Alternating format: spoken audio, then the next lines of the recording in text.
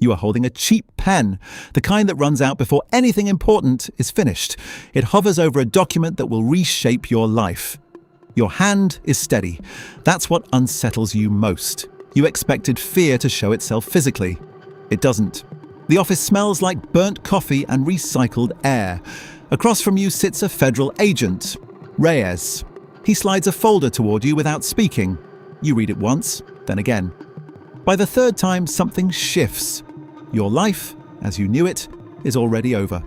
You became a lawyer because you believed in structure, the idea that language, arranged precisely, could build or dismantle lives. You were good at it.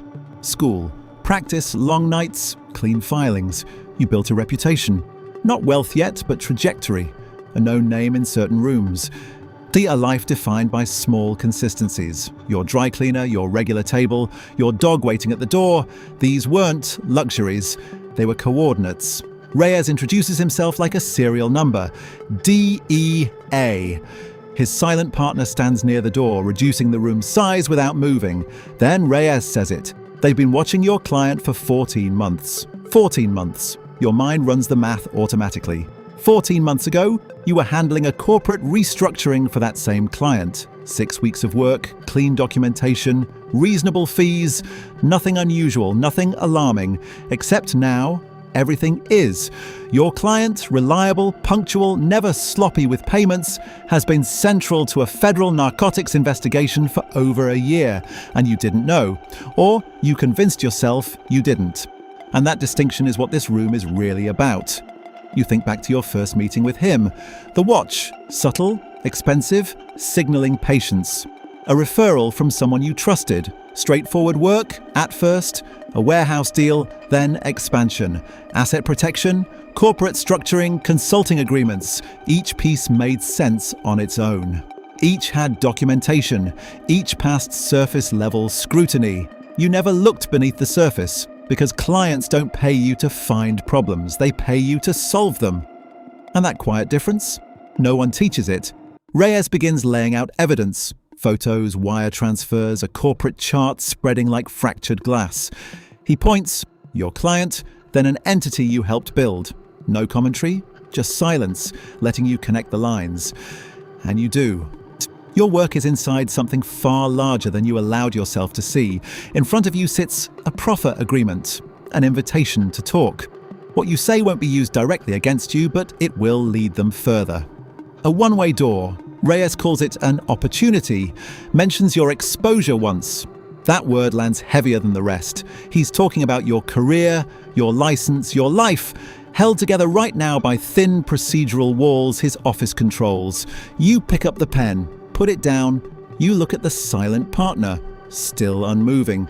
You ask for 24 hours. Reyes studies you, then agrees. Until tomorrow morning. He takes the photos, leaves the chart, leaves the agreement, leaves you alone with the smell of burnt coffee, and a decision that deep down, you already understand, has been made long before this room.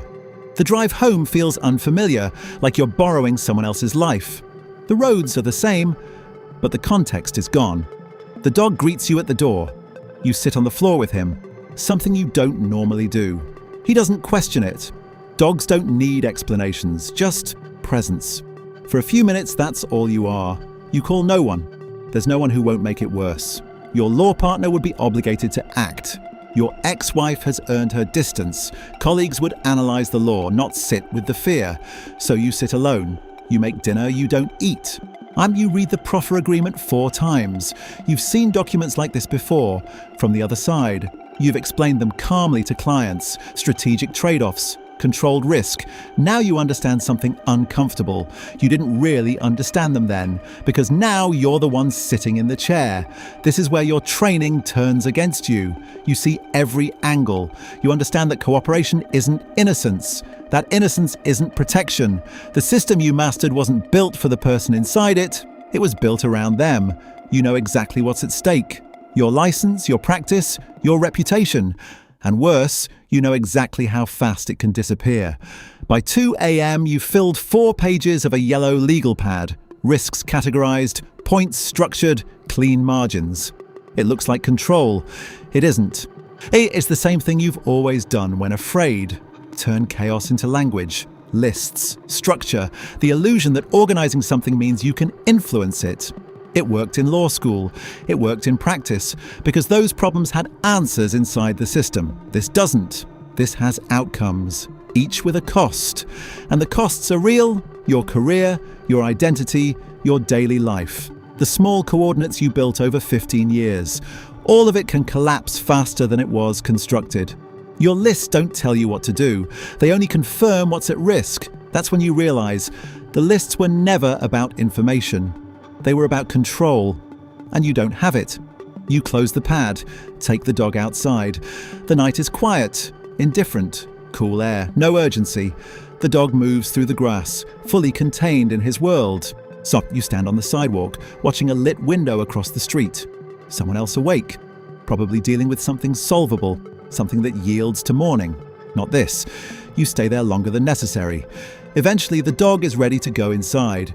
You follow him, because right now he's the only one acting correctly. Go inside, sleep, reset. You try. At 7, you call your client. He answers on the second ring. Same voice. Steady, unhurried, like nothing ever forces him to react. You ask to meet. He agrees immediately. Names a coffee shop you've been to before. Neutral territory. You arrive first. Order nothing. Watch him walk in. And you see it. A fraction of a second before he composes himself. Something real. You don't name it yet, but you notice. He sits, orders espresso, watches you carefully. You explain the situation. Not everything, but enough. Federal investigation, corporate structure, the agent. He listens completely. No interruptions, no premature responses. When you finish, he nods slowly. Then he says something that shifts everything. He's been trying to have this conversation with you for months. That lands harder than anything Reyes said. He calls the situation complicated. You hear the real word: dangerous. There are people above him, less patient, less controlled. For them, exposure isn't legal, it's liability. And liability gets resolved differently. He finishes his espresso, places the cup down carefully, says he wants to help you. It doesn't feel like help. It feels like a warning disguised as it. You drive home in silence. Now, there's a word for where you stand now: bilateral. Two forces, both measuring your value by how exposed you are to the other. The federal government wants what you know. Entities, transactions, conversations, patterns you didn't fully understand at the time. Your client, and the people above him, want to know what you've said, what you will say, and what your silence costs. You're not a criminal. Not knowingly, but usefulness to criminals has its own category, and in a federal investigation, that category is enough. You hire a criminal defense attorney, Avila. She listens without interruption. That alone tells you she's good. When you finish, she asks 3 precise questions, writes one thing down, underlines it. Then she gives you your options. Clean, direct, no illusions. None of them are good. And she tells you the proffer isn't the only move, but it might be the cleanest. Then clarifies, clean is relative. You pay her retainer. It empties your emergency fund. This is the emergency. For the next 3 days, you perform normal life. You go to work, answer emails, file motions. Your assistant notices you're quieter, assumes it's personal. You let her believe that. You eat at your desk. You go home, feed the dog. You sleep like someone acting out sleep. Still horizontal, but never actually resting. On the 3rd day, Avila calls. She's spoken to Reyes' office. Translation: they have more than you thought, and they want more than you realized. The gap between those two things? That's where you come in. You start thinking about your bar license constantly, like a dull toothache, always there, worse when touched, impossible to ignore. It's not just a credential, it's your identity, your authority, the thing that makes your signature matter. And now it's fragile. You map your situation against professional rules, confidentiality, privilege, obligation, complicity. You know every line. You've spent days analyzing them. The result? No clear path. Just different versions of damage. Your client calls. You don't answer. No voicemail. Avila confirms. Good instinct. Document everything. Respond to nothing without her. You follow her instructions exactly, because now you're the client. and trying to be both lawyer and client at once. That's how people destroy themselves. Day 6, 2 things happen. First, a colleague sends you a federal indictment. Narcotics, money laundering. Names you don't know, but structures you recognize. That's worse. You read all 43 pages. Find patterns you've seen before. Close it. Second, Avila calls again. The timeline has shifted. You have until the end of the week. She calls it a window, then reminds you, windows close under forces you don't always see. You understand. Wednesday night, you stop doing legal analysis.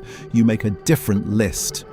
Not risks, not strategies. You write what you have, what you lose under each option, and most importantly, who you are on the other side of each decision. This isn't law anymore.